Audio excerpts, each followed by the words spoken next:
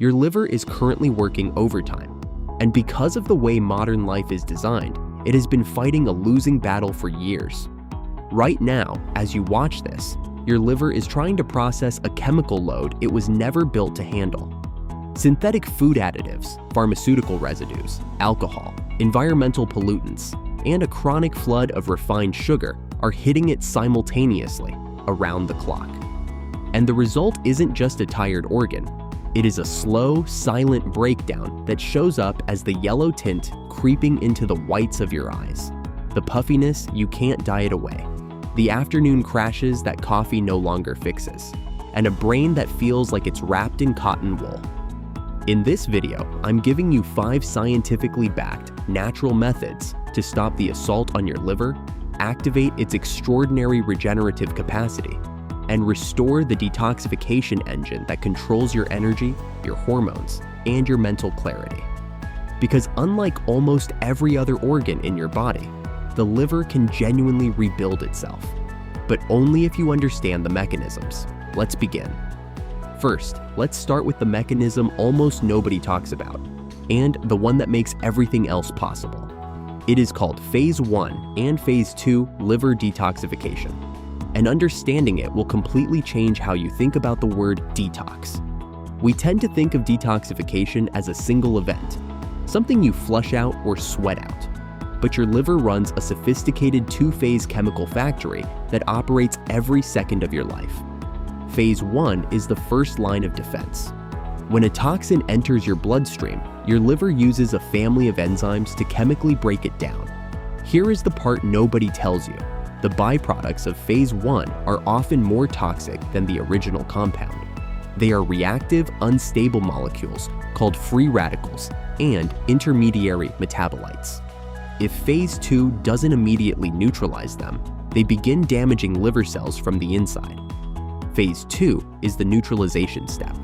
Your liver takes those unstable Phase 1 byproducts and binds them to other molecules, making them water-soluble so they can be safely excreted through bile or urine.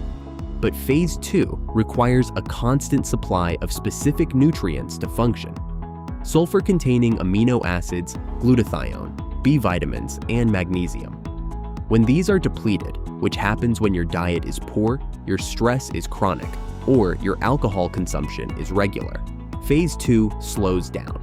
The toxic intermediaries from Phase 1 pile up, and the very process designed to protect you begins to poison you.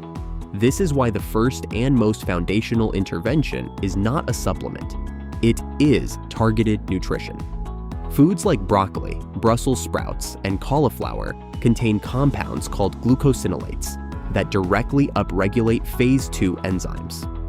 Eggs and quality animal protein supply the sulfur amino acids needed to produce glutathione, your liver's master antioxidant. Beets contain betalains that support bile flow. Garlic and onions deliver organic sulfur. By building your meals around these foods consistently, you are literally supplying the raw materials for your liver's chemical factory to run at full capacity. Second, we need to talk about bile. Most people have never considered it, but it is one of the most overlooked players in the entire detoxification system. Your liver produces roughly 1 liter of bile every single day. Bile is not just a digestive fluid that breaks down fat, it is a disposal system. When your liver finishes processing fat-soluble toxins, hormones, and chemical waste, it packages them into bile and ships them into the small intestine to be carried out of the body through stool. This is how a significant portion of your toxic load actually leaves you. But here is where the system breaks down in the modern world. Bile is only released when you eat fat. If your diet is chronically low in healthy fat, bile production stagnates. Bile sits in the gallbladder, thickening and concentrating. This is how gallstones form. Worse, when bile flow is sluggish, the toxins your liver worked hard to process have nowhere to go. They back up. They get reabsorbed into the bloodstream, and your liver has to process them all over again, compounding the load. The solution operates on 2 fronts. First, you must eat enough healthy fat to trigger bile release. Avocado, olive oil, fatty fish, and pasture-raised eggs are ideal triggers. Second, you must ensure that bile and its toxic cargo are actually escorted out of the body. This is where fiber becomes critical. Soluble fiber, particularly from sources like flax seeds, psyllium husk, oat bran, and legumes, acts like a sponge in the intestine. It binds to bile and its toxic contents and carries them safely out before they can be reabsorbed. Without adequate fiber, you lose your exit route.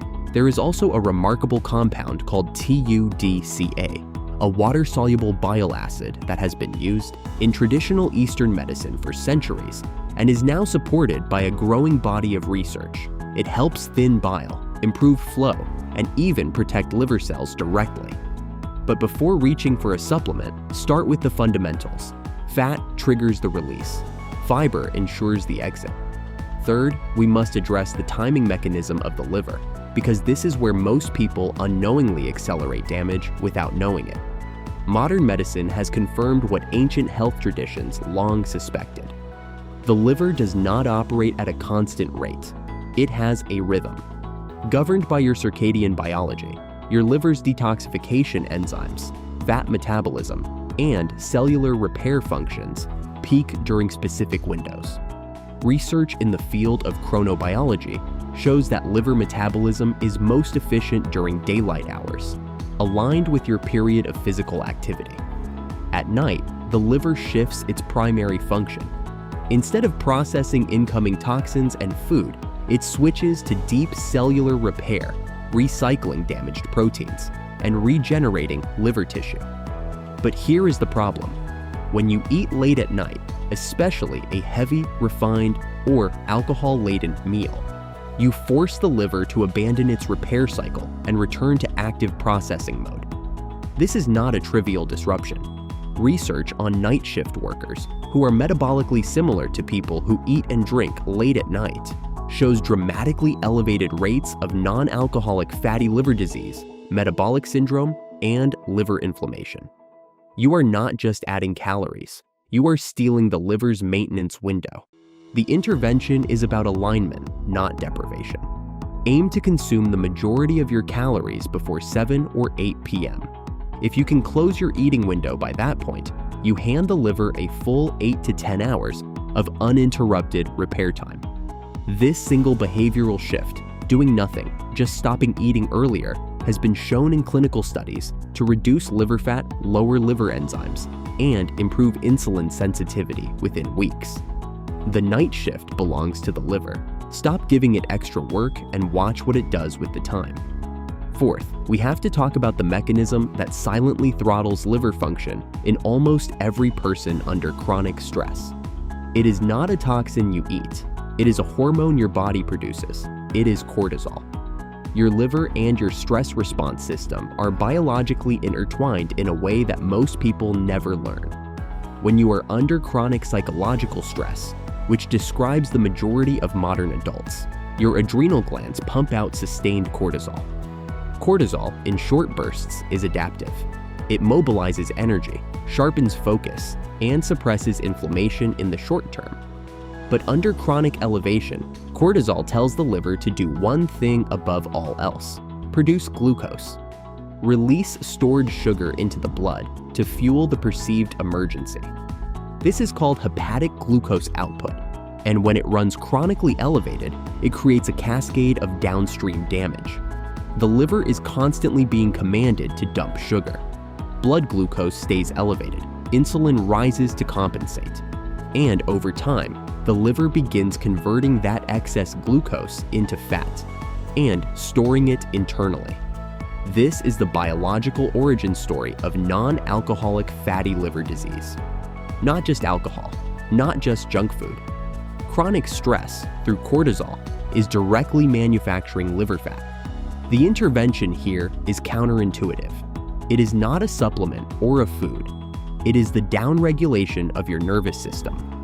The same vagal breathing technique discussed in gut health applies here with even greater consequence. Slow, extended exhalations directly reduce cortisol output by stimulating the parasympathetic nervous system. Regular aerobic exercise, even 30 minutes of brisk walking, is one of the most powerful evidence-based interventions for reducing liver fat because it burns through the glucose before the liver can convert it to fat and simultaneously reduces circulating cortisol.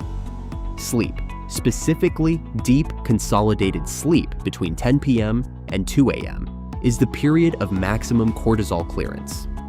Protecting that window is not a luxury, it is liver medicine. Fifth and finally, we have to confront the silent chemical war being waged against your liver every single day without your awareness. The liver filters everything that enters your bloodstream. Everything. That means every pesticide residue on your produce, every synthetic compound in your personal care products, every plasticizer leached from food packaging, and every byproduct of processed food chemistry must be identified, processed, and neutralized by your liver. Individually, these exposures may seem trivial, but in aggregate, they represent a continuous low-grade chemical assault that consumes a disproportionate share of your liver's detoxification capacity.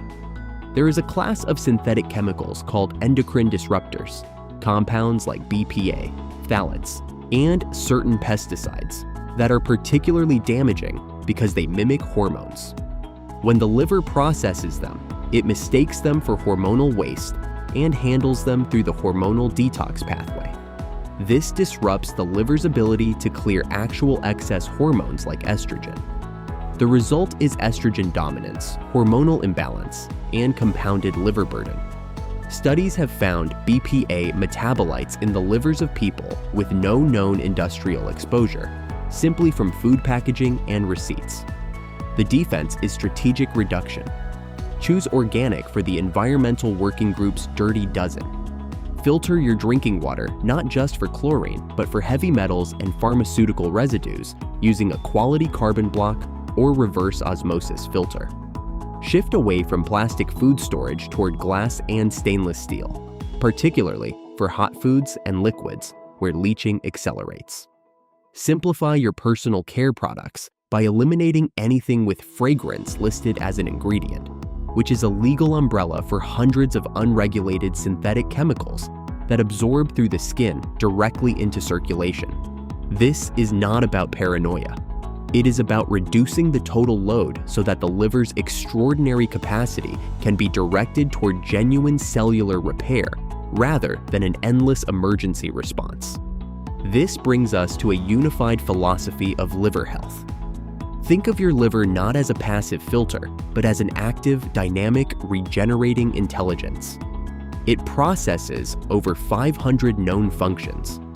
It is the only solid organ in the human body with the ability to completely regenerate.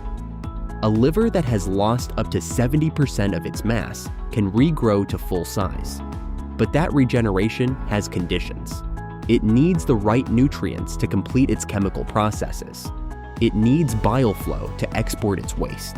It needs alignment with your biological clock to run its repair cycles. It needs a nervous system that isn't chronically flooded with cortisol. And it needs the total chemical burden in your environment to be low enough that it can actually catch up. The 5 mechanisms restated: feed the factory, eat sulfur-rich, cruciferous, and antioxidant-dense foods to fuel Phase 1 and Phase 2 detoxification. Open the exit, eat enough healthy fat to trigger bile flow and enough fiber to escort the waste out completely. Protect the night shift. Stop eating by early evening and let the liver run its repair cycle uninterrupted. Lower the cortisol load, manage chronic stress, prioritize sleep, and use movement to burn excess glucose before it becomes liver fat. Reduce the toxic siege, filter your water, eat organic where it matters most, and eliminate unnecessary chemical exposures from your daily environment. The liver is extraordinarily forgiving. It will begin repairing within days of reducing the burden. Most people wait until they are diagnosed, until the enzymes are elevated, until the fatigue is disabling, until the doctor says the word fatty. But you don't have to wait for the alarm. The quiet daily decisions are the medicine. The decision to eat earlier, to choose the varied whole food meal, to breathe before a stressful moment rather than after, to filter your water, to sleep before midnight. These are not dramatic gestures. They are the compounding interest of a body that is finally being allowed to do what it was designed to do.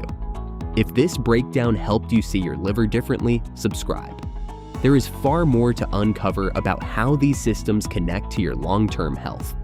And tell me in the comments, which of these 5 mechanisms do you think is hitting your liver hardest right now? This is Body Science. I'll see you in the next one.